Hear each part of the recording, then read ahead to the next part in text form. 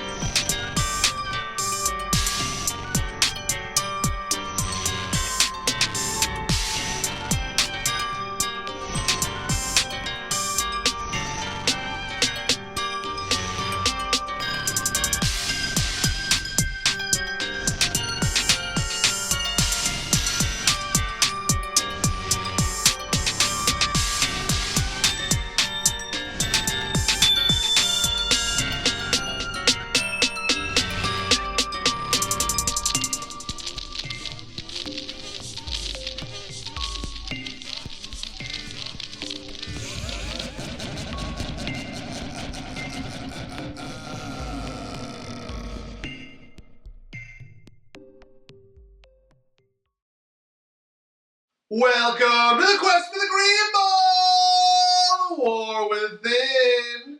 We are now 5 weeks into the season and only one undefeated team remains. All of us have at least one win with 2 games separating 10 teams.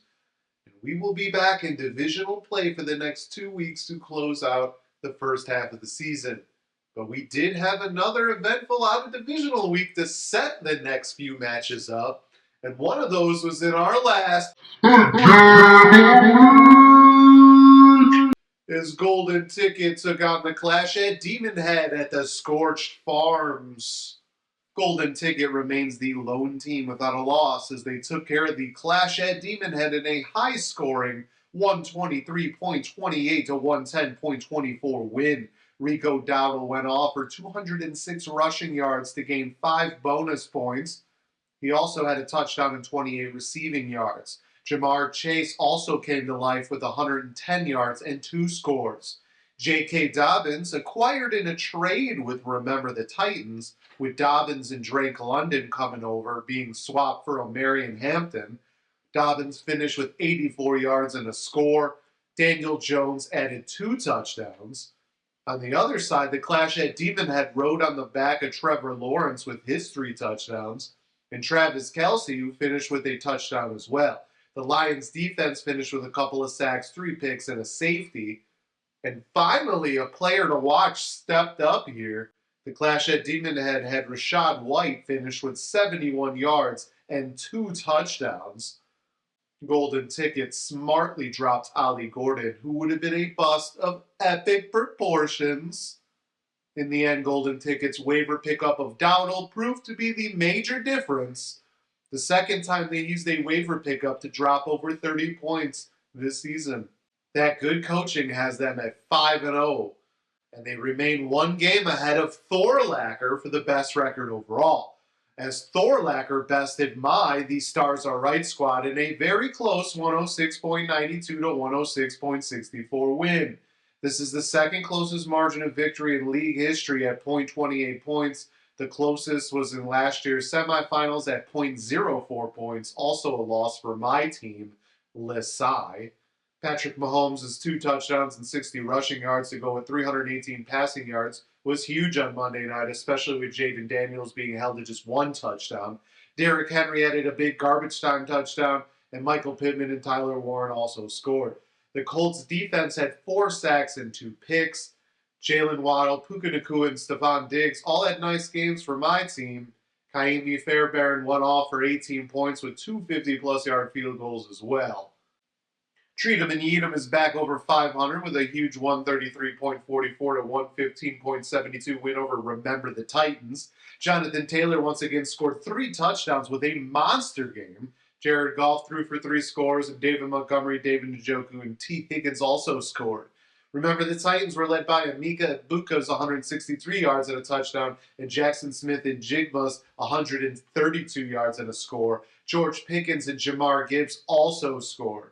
Pounders avoided one of the worst starts by a defending champion with a 94.92 to 83.62 win over the Overcomers. Justin Fields had a couple of touchdowns, as did Javonte Williams. Nick Chubb poured salt into the wounds with a touchdown and a better performance than Woody Marks. Josh Allen had a nice game for the Overcomers with a couple of touchdowns, but he also had 2 turnovers. Jake Ferguson and Saquon Barkley also reached the end zone. Green Acres had a huge 108.48 to 82.78 win over the Stellar Bitches. Kyron Williams had a couple of touchdowns, and Jackson Dart did well in a spot start with a couple of scores. Garrett Wilson and Darren Waller scored as well, and Breece Hall and Justin Jefferson both had over 100 yards. Dak Prescott led the Stellar Bitches with 4 touchdowns, but there wasn't much else to talk about. Finally, the Fighting Mooses earned their first career league win in an 87.9 to 87.26 close battle with Loki Lebowski Thor. Jalen Hurts had a couple of touchdowns, and Jordan Mason and Nico Collins also reached the end zone. Ramondre Stevenson scored twice in the flex, which proved to be the big difference. CJ Stroud did have 4 touchdowns for Lebowski Thor, but it wasn't enough. And as we head back into divisional play, let's look at the standings. In the Dream Division, the Stars Are Right remain in first place by a points tiebreaker with about 74 more than the Overcomers. Green Acres is just a game back. Thorlacker is 1 game ahead of Treat 'em and Eat 'em in the Shadow Division, while the Clash at Demonhead and Pounders are just 2 games back of first. In the Power Division, Golden Ticket now holds a commanding 3-game lead over the Stellar Bitches and Remember the Titans. This actually sets up a gigantic as Remember the Titans takes on the Stellar Bitches at the Temple of the Star to see who can keep pace with Golden Ticket. Before we get to the matchup, let's check in on our journey in the Master Realm.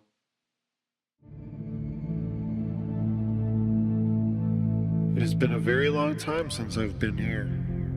I was a child. Mario, you may awaken Constance and Franklin. We're safe from the Soul Snatchers for now. A child? What happened? You said you were a leader of an outpost, but I assume you were grown up by then. This was many years before that, and I still don't know what truly happened. But the vivid dreams never stop. Waking up from dreams definitely feels strange. I almost forgot I was in the Master Realm with you. Where are we now? We are about to find out. Go on about these dreams, Kian. When I was young, the Master Realm was mostly peaceful. But there was this one instance when several villages were destroyed by something unknown. Was it the shadows? I thought about that for a long time, but it doesn't make sense. The void had not been opened yet. We didn't even know it existed. Could it have been the elders?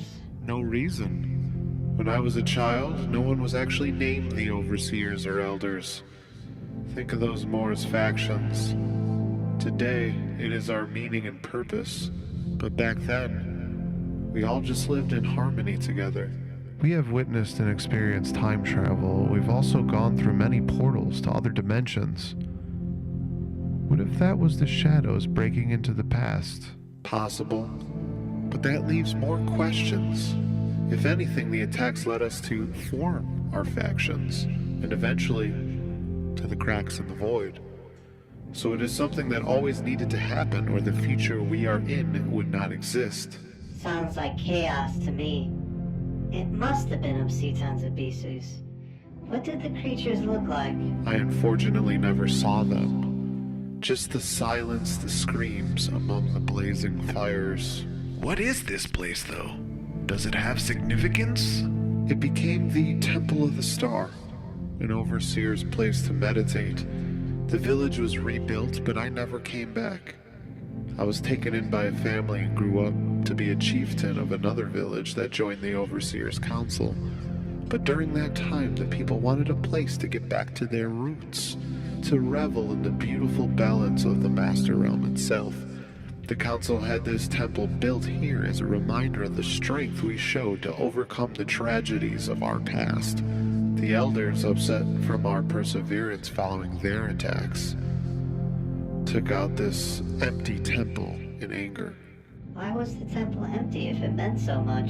The overseers refused to go here after the scavenger attacks in the hopes it would be left alone, but the elders would never allow such a symbolic structure to stand. The only reason they didn't completely demolish it is because it hurts us more to see it in such ruin. I am sorry for your losses, Kian.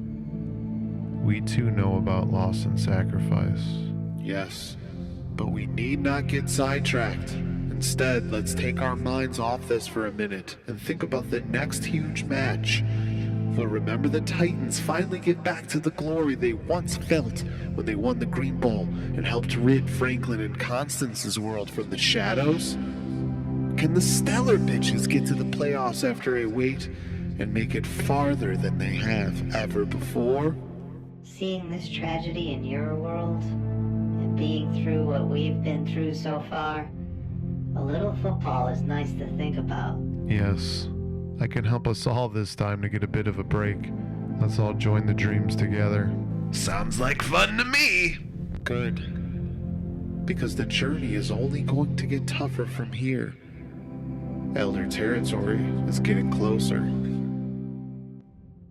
The Stellar Bitches have a slight 51.5% chance to win over Remember the Titans here, which essentially should be seen as a 50-50 toss-up. Dak Prescott has been on fire, and he and Remember the Titans' Drake May could put up fireworks in their matchups. Bijan Robinson can certainly do damage against Buffalo, while Jamar Gibbs has a tougher matchup against Kansas City. Cam Scattaboo and Michael Carter both have tough matchups and might be touchdown dependent. Elvin Kamara might need to be watched in practice, but Roma Dunze has been on fire and gets a good matchup. Jackson Smith and Jigba and George Pickens have both been finding the end zone of late, with Smith and Jigba seen as an elite wide receiver. Dalton Kincaid has an edge over Mason Taylor at tight end, but Kincaid is sometimes a victim of Josh Allen spreading the ball to random tight ends. Remember, the Titans gets the edge with the Patriots defense, but Cameron Dicker has the better kick-up matchup for the Stellar Bitches. But as I look at these lineups, there are two players I'm watching here. For the Stellar Bitches, I look at wide receiver A.J. Brown. Brown is considered one of the better wide receivers, but hasn't played the part in 2025. If you take away his 109 yards and a touchdown in Week 3, Brown has just 85 yards and 0 scores on 13 catches in 4 other games. That is not going to get it done and is perplexing for a talent like this to be so limited. Not sure if this is Jalen Hurts not throwing as well so far this year, or if the running game of the Eagles is struggling too much for the typical play-action pass or for those big plays down the field. I mean, Brown has had over 1,000 yards in all but one season since 2019 when he came into the league, and this is clearly the worst start of his career. The good news is that Brown gets to play the Giants' defense on a short week, which could bode very well. The Giants they're already the third worst defense against wide receivers. Imagine them a little slower on a short week. Deebo Samuel had 77 yards in Week 1 against them. CeeDee Lamb and George Pickens combined for 180 yards and a score in Week 2. Tyquan Thornton had 71 yards and a touchdown in Week 3. Quentin Johnson, 98 yards and a touchdown in Week 4. And Rashid Shaheed had 114 yards and a touchdown last week. What is even crazier is that the Giants' defense has allowed receptions of 20 or more yards 12 times this season, with one of those being over 40 yards. If there was ever a chance for Brown to live up to his name, it's this week. If Brown can find some form and produce at the expected level based on his draft pick, then it should be a big boost to the Stellar Bitches. But if he once again struggles and lacks the production we are all accustomed to see from him, then it could be what keeps the Stellar Bitches from getting back to 500. On the other side, remember the Titans boasts a hot rookie wide receiver in Emeka Egbuka. Egbuka started the season with a bang, catching 2 touchdowns, but he officially broke out the past 2 weeks. 101 yards and a score in week 4, 163 yards and a score last week. He also has had an average of 8 targets per game in the last 4 weeks, meaning he is getting those opportunities. This potential was teased before our fantasy drafts, and it looks like it's coming true now. This week, however, he does go up against San Francisco, which is 6th best against wide receivers. They did allow Shaheed and Devon Vele to score in week 2, the Saints of all teams. Smith and Jigba had 124 yards in week 1, and Puka Nacua and Devontae Adams combined for 173 yards and a score last week. I mean, even Tutu Atwell had 72 yards last week. So the Niners haven't been perfect, and Egbuka might be the matchup-proof guy with his role and talent. Still, I mean, the Niners have only allowed 3 touchdowns to wide receivers, so we'll see how everything goes in this one. I'm still feeling that Egbuka can once again reach the century mark if Mike Evans remains out, which is expected. If he can do that and reach the end zone, that's a big bonus for, remember, the Titans. If for some reason he gets limited, that certainly will be a turning point in this matchup. But besides the division, both of these teams will be worried about wildcard tiebreakers as well, which makes this one even more important. The other matchups in the league will also be big for overall standings purposes, not just divisional races. Golden Ticket has a 53% chance to win against Low-Key Lebowski Thor, but that is based on Lamar Jackson still being out. Even if Jones plays, he has an advantage over Bryce Young. Though imagine if he cancels out Rico double touchdowns. That could be interesting to watch. Lebowski Thor will need Quinshon Judkins, Quentin Johnson, and Trey McBride to do well here, especially with Jamar Chase, Drake London, and Devontae Adams on the other side.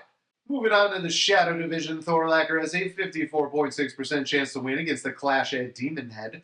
Patrick Mahomes versus Trevor Lawrence. Christian McCaffrey and James Cook versus Austin Genty and Derrick Henry. And Travis Etienne versus Rashad White are areas to watch in this one. Also look out for the Colts defense against Arizona. It could be a big boost for Thorlacher. Treat 'em and eat 'em has a 58.4% chance to win against Pounders, but it depends on the health of CeeDee Lamb and Chuba Hubbard. Treat 'em and eat 'em could have a much higher percentage to win if they remain out. Jared Goff versus Justin Fields is huge here, and Jonathan Taylor against Javonte Williams could go a long way.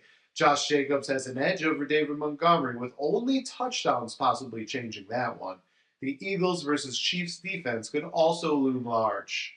Moving on to the Dream Division, the Stars Are Right squad has a 68.3% chance to win over the Fighting Mooses. Jaden Daniels versus Jalen Hurts, Devon Achane versus Kenneth Walker, and Puka Nacua versus DJ Moore look to be the biggest spots. Hunter Henry does have an edge over Mark Andrews at tight end, while the flex might be very exciting with Stephon Diggs versus Stevenson. Both defenses have good matchups too.